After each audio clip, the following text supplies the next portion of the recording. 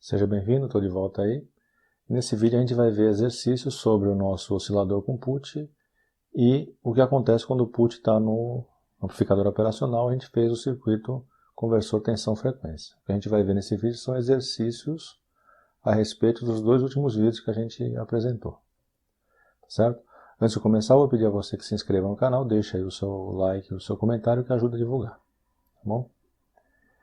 Então, nesse primeiro quadro, a gente vai ver dois exercícios com oscilador, com put. Um deles a gente tem uma resistência e um capacitor. E no segundo a gente vai ter um potenciômetro aqui. O que vai acontecer é que na hora que a gente for calcular o período, o R entra na fórmula aqui diretamente com o tempo. E na medida em que eu variar a resistência aqui, eu vou variar esse tempo. Então eu vou ter aqui nesse caso um tempo mínimo, um período mínimo e um período máximo que vai ser regulado por meio desse potenciômetro. O resto não muda nada, é tudo igual. Então vamos fazer uma pequena revisão aqui de como que funcionava esse oscilador. O put ele é um dispositivo que possui três terminais. Ele tem o gate, o anodo e o catodo. Através do gate ele recebe uma tensão de referência. Na medida em que a tensão no anodo fica maior do que a tensão de referência, ele conduz, ele dispara e aparece uma tensão na carga. O fabricante, dado no catálogo dele, no datasheet, uma corrente mínima de manutenção do put. A partir do momento que essa corrente começa a cair e fica menor do que a corrente mínima, ele corta novamente. Então o que vai acontecer aqui é que o capacitor vai começar a carregar, vai começar a aumentar a tensão no ponto A, até que ela fique levemente, a hora que ela ultrapassar o valor da referência, dispara e a corrente começa a cair. Quando ela passar do valor mínimo, corta, o capacitor vai estar descarregado e ele começa a carregar novamente. E aqui a tensão de referência é dada por um divisor de tensão desses dois resistores aqui. Então estão dados os valores aí dos elementos, E ele pede na letra A o tempo de cada pulso na carga RL.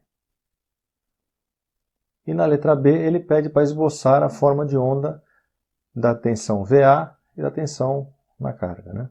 Tensão aqui, que é a tensão do capacitor, e a tensão aqui nesse resistor de carga. Então a gente vai achar a tensão de referência e vai comparar ela com a tensão A. A tensão de referência, divisor de tensão, é o que está aqui. A gente chamou de eta, lá na teoria a gente deu um nome para esse número aqui, para poder simplificar essa fórmula e não ficar carregando número junto com ela. Então, divisor de tensão é RB1 sobre RB1 mais RB2, 122 sobre 122 mais 68. A gente encontra 0,64. Para achar o tempo, a gente tem o R, 830, a gente tem o C, 3,7, ln de 1 sobre 1 menos eta, que a gente acabou de encontrar. Só substituir, a gente vai chegar num período entre cada pulso, o tempo entre pulsos de 3,14 segundos. Agora, para construir o gráfico, a carga do capacitor, o VA é igual à tensão aqui do capacitor. A gente viu lá como calculava o VA era eta VCC. O VCC é 12 volts, fonte de alimentação. O eta a gente encontrou aqui 0,64. A gente vai encontrar então 7,7 volts. Está aqui o 7,7. O capacitor vai carregar até 7,7 e depois ele descarrega. 7,7 e descarrega. É o ciclo de carga e descarga do capacitor. E na carga a gente vai ter tensão toda vez que o capacitor estiver descarregando. Vamos lembrar que quando essa tensão fica maior do que o gate, é quando a gente tem a condução e vai aparecer a tensão na carga.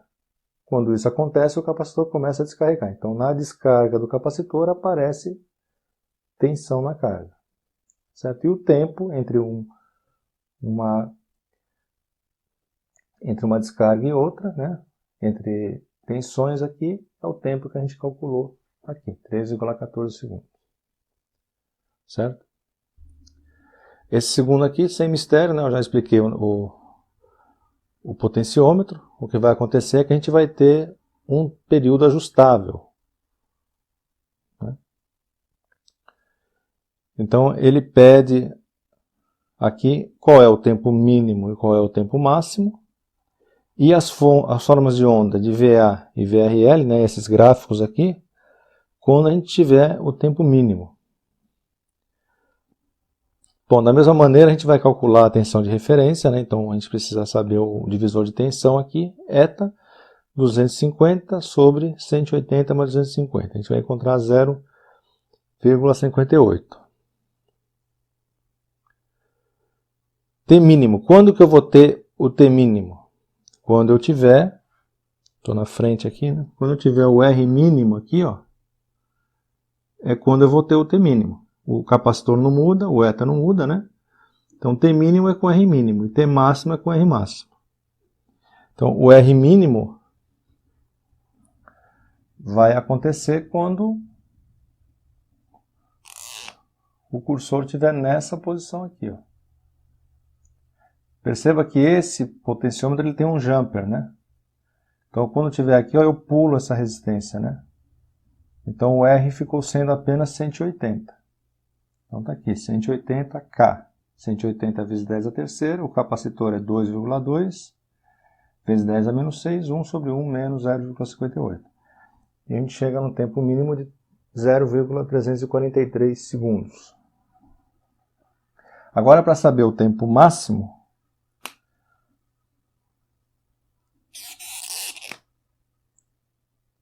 a gente move o cursor para essa posição aqui. Então agora toda essa resistência está participando do processo, né?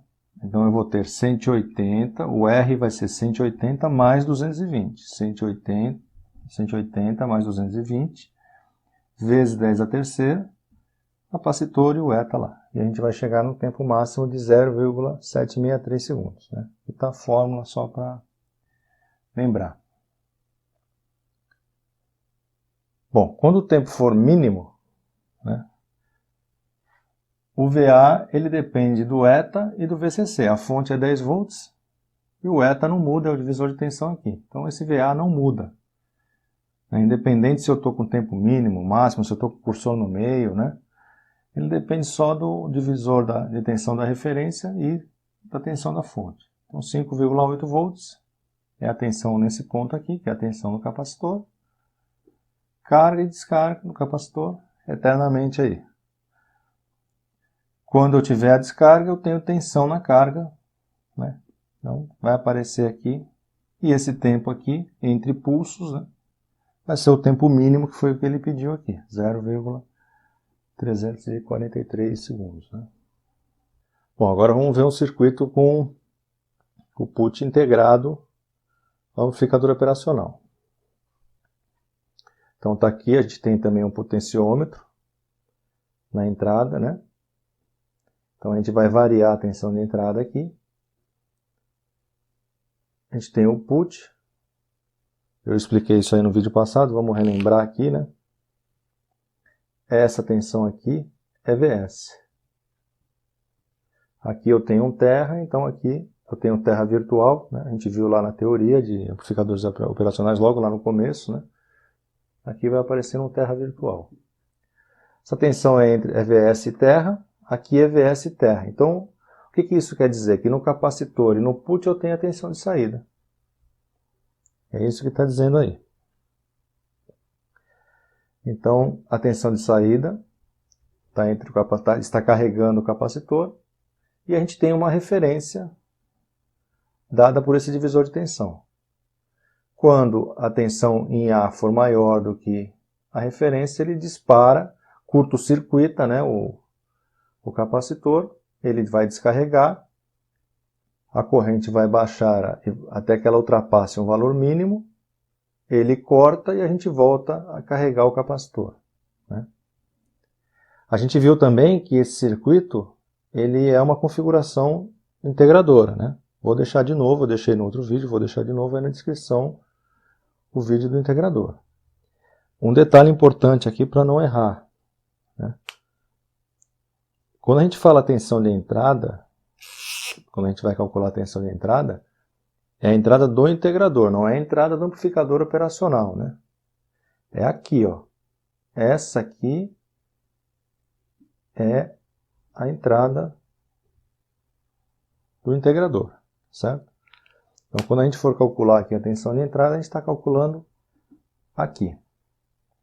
A gente viu lá também que a gente tinha um valor negativo. Essa entrada precisa ser alimentada com valor de tensão negativo, porque lá da equação do integrador a gente tem um sinal de menos na fórmula. Eu não vou ter frequência negativa, né? Então, precisa ser negativo para dar um valor positivo de frequência. Certo? Então vamos lá. Ó. Letra A. Ele pede a frequência de VS com o cursor no meio. Na letra B, a forma de VE, da tensão de entrada, e de VS com o cursor no meio. Então, para calcular a frequência, a gente vai precisar do VE. A gente tem o R é essa resistência aqui, né? A gente tem o capacitor. E o VS a gente vai calcular. O VS é, como a gente viu aqui, a tensão no capacitor e a tensão no put aqui, é o VA, né? Certo? Então vamos lá. A gente tem aqui ó, um divisor de tensão. Agora cuidado aqui, porque esse potenciômetro não tem o jumper, né? Então vamos ver o que vai acontecer porque não tem um jumper. Ele falou que o cursor está no meio. Se o cursor está no meio, a resistência que eu vou considerar aqui é 360, então no meio vai ser 180. Certo? Então eu enxergue aqui nesse ramo um resistor de 600 mais 180. E o total vai ser 600 mais 230 mais 360. Aqui a gente soma o 360 porque a gente não está jampeando, né? Então na hora do total aqui, ó, no denominador vai entrar o valor total do potenciômetro. Certo? Vezes o menos 12. A gente vai chegar em menos 7,86 volts. Só substituir então agora na fórmula aqui embaixo, a gente vai chegar numa frequência de 386 Hz. Agora para calcular a tensão VA, a gente vai ter que calcular o eta. Né? É o divisor de tensão aqui. Ó.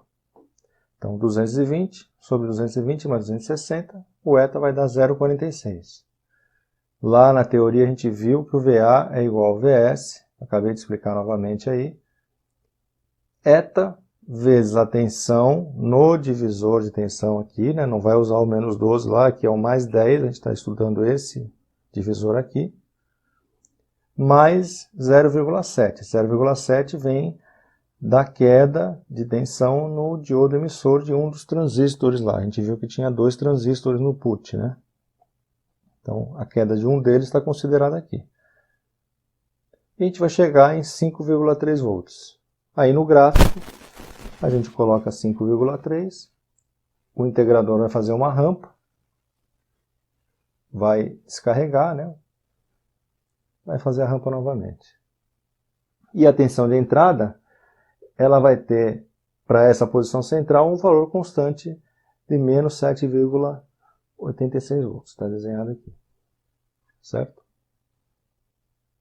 Agora vamos ver esse outro aqui. É basicamente a mesma coisa, a diferença é o que ele está pedindo, né? Ele está pedindo primeiro a frequência quando o cursor estiver aqui no ponto A, depois a frequência quando o cursor estiver no ponto B, e depois quando o cursor estiver no meio. Então a calculeira é a mesma, né? A gente vai ter que calcular esse divisor de tensão. Está aqui 280 sobre 370 mais 280, 0,43. Então, a tensão no A, que é igual à tensão de saída, eta VCC mais 0,7. Então, novamente, aqui, ó, perceba que independente da posição do cursor, a tensão de saída e a tensão no capacitor aqui, ela vai ser a mesma, porque ela não depende da resistência aqui na entrada. Certo? É o eta vezes esse VCC mais 0,7. A gente vai chegar em 7,15. E agora sim, a tensão de entrada, com ele na posição A, então o cursor está aqui ó, na posição A, então eu estou usando toda a resistência aqui daqui para baixo. Ó. Então é 460 mais 500 dividido pelo total, 270 mais 460 mais 500. A gente vai chegar em menos 9,36. Só substituir na fórmula da frequência, você vai encontrar 185,6 Hz. Agora, com o cursor em B, o VA vai ser a mesma coisa, né? O que vai mudar vai ser o VE. Então, o divisor de tensão fica 500 sobre o total. 500 sobre o total, vezes o menos 12 da fonte aqui. Você vai encontrar menos 4,86. Só aplicar a fórmula da frequência, 96,8 Hz. E finalmente, na letra C, cursor no meio, ele vai estar aqui, 460, vai ser 230 mais 500, dividido pelo total. 270 mais 460 mais 500. Está aqui. Você encontra o VE, menos 7,12, e calcula a frequência. Tá certo? Eu calculei a frequência de novo aqui, mas nem precisava fazer tudo isso, né? A coisa é proporcional. Então, esse valor aqui ele é um valor médio entre o máximo e o mínimo, né? Então, aqui no A, a gente encontrou o VE máximo, no B a gente encontrou o VE mínimo, esse aqui é a média dos dois. Não precisava fazer tudo isso aqui. Mas está feito aí só para em benefício da didática aí, né? Então, espero que tenha ficado claro e eu vejo você no próximo vídeo.